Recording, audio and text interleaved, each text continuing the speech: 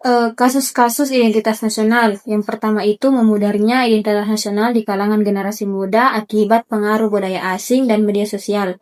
Budaya asing yang masuk lewat media sosial membuat generasi muda lebih mengidolakan budaya luar dan kurang bangga terhadap budaya sendiri. Yang kedua, menurunnya penggunaan bahasa Indonesia yang baik dan benar di kalangan generasi muda. Banyak generasi muda yang lebih sering menggunakan bahasa gaul, singkatan, menggunakan bahasa asing sehingga melupakan kaidah bahasa Indonesia yang benar. Yang ketiga, politik identitas berbasis SARA, ancaman nyata bagi desintegrasi bangsa dan pengikisan identitas nasional Indonesia. Politik identitas berbasis SARA dapat memecah belah persatuan dan kesatuan bangsa serta melemahkan identitas nasional. Yang keempat, menurunnya minat generasi muda terhadap budaya tradisional Indonesia. Generasi muda lebih tertarik pada budaya modern sehingga minat terhadap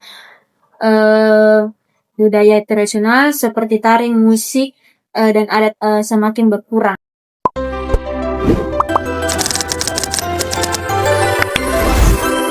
Kasus yang dipilih, menurunnya penggunaan bahasa Indonesia yang baik dan benar di kalangan generasi muda.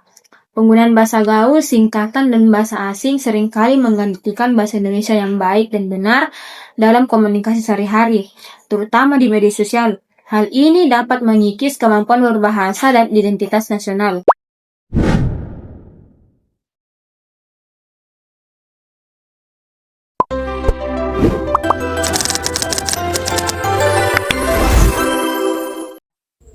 Identitas nasional. Yang pertama ada pengertian. Nah, identitas nasional adalah jati diri atau ciri khas bangsa Indonesia yang membedakan kita dari bangsa lain, yang meliputi nilai, budaya, bahasa, simbol, dan sejarah perjuangan. Yang kedua ada tujuan. Nah, tujuan identitas nasional adalah menumbuhkan rasa cinta tanah air, memperkuat persatuan dan kesatuan bangsa, serta menjaga dan melestarikan nilai-nilai luhur bangsa Indonesia. Yang ketiga ada fungsi. Fungsi identitas nasional sebagai pedoman perilaku warga negara, pemersatu keberagaman, benteng terhadap pengaruh negatif globalisasi dan alat pemersatu bangsa dalam mewujudkan tujuan nasional.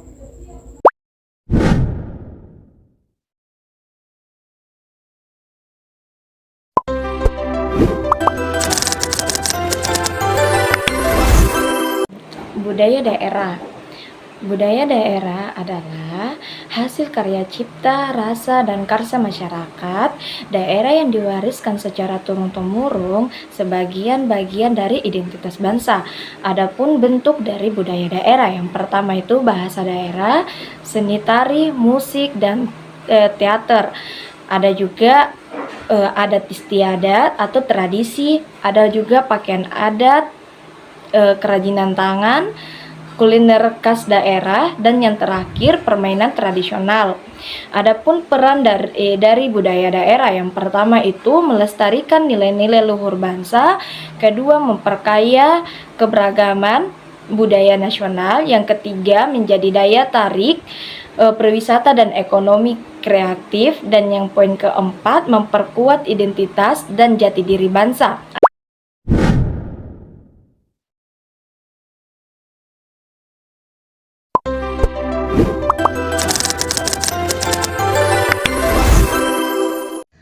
Adapun analisis penyebabnya yaitu menurunnya penggunaan bahasa Indonesia yang baik dan benar di kalangan generasi muda disebabkan oleh beberapa faktor. Yang pertama yaitu pengaruh media sosial dan teknologi. Generasi muda lebih sering menggunakan bahasa gaul atau singkatan dan campuran bahasa asing dalam komunikasi di media sosial.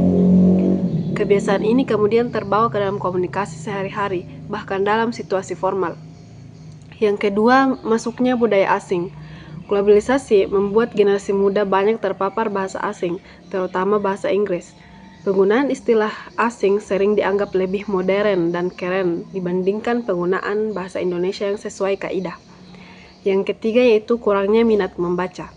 Rendahnya minat membaca buku, artikel atau karya sastra berbahasa Indonesia menyebabkan kemampuan berbahasa yang baik dan benar tidak berkembang secara optimal. Akibatnya, kosakata yang dimiliki menjadi terbatas. Yang keempat yaitu lingkungan pergaulan. Teman sebaya memiliki pengaruh besar terhadap cara berkomunikasi seseorang.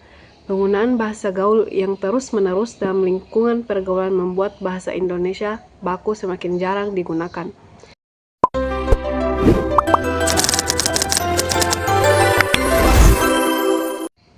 Adapun solusi yang digunakan untuk masalah identitas nasional pada kali ini yaitu yang pertama, meningkatkan literasi membaca dan menulis. Tentu saja membiasakan generasi muda membaca buku, artikel, dan karya sastra berbahasa Indonesia. Terus mengadakan kegiatan menulis seperti lomba, cerita pendek, puisi, atau esai. Yang kedua yaitu memanfaatkan media sosial sebagai sarana edukasi, yang dimana membuat konten kreatif tentang penggunaan bahasa Indonesia yang baik dan benar di media sosial, mengajak influencer dan konten kreator untuk menggunakan bahasa Indonesia yang sesuai kaidah. Yang ketiga yaitu membuat pembelajaran bahasa Indonesia lebih menarik, menggunakan metode pembelajaran interaktif seperti permainan bahasa, diskusi, debat, dan proyek kreatif, mengaitkan materi dengan kehidupan sehari-hari agar lebih relevan bagi siswa. Yang keempat yaitu menanamkan rasa bangga terhadap bahasa Indonesia, memberikan pemahaman bahwa bahasa Indonesia merupakan identitas nasional dan alat pemersatu bangsa, memperingati bulan bahasa dengan berbagai kegiatan yang menarik bagi generasi muda. Yang kelima yaitu membiasakan penggunaan bahasa Indonesia yang baik di lingkungan sekolah, mendorong penggunaan bahasa Indonesia yang santun dan sesuai kaidah dalam kegiatan resmi sekolah.